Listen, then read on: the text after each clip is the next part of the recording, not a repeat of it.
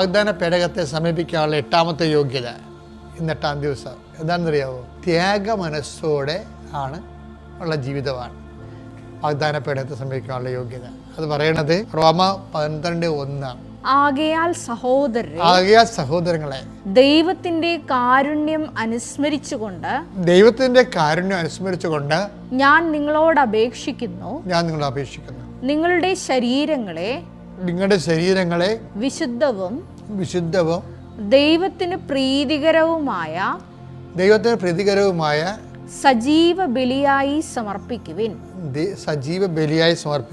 ഇതായിരിക്കണം നിങ്ങളുടെ യഥാർത്ഥമായ ആരാധന. അതായത് നമ്മുടെ ശരീരങ്ങളെ ജീവനുള്ള യാഗമായി ദൈവത്തെ സമർപ്പിക്കുന്നതാണ് ചില വേർഷൻസിലുള്ളത്. നമ്മുടെ ശരീരങ്ങളെ നമുക്കൊരു ഹൈപ്പ് തരാൻ ദൈവം ആഗ്രഹിക്കുമ്പോൾ കർത്താവിൻ്റെ സഹനത്തിൽ നമുക്കൊരു പങ്കാളിത്തം തരും. അപ്പോൾ നമ്മൾ അതിനോട് ക്രിയാത്മകമായിട്ട് പങ്കെടുക്കും.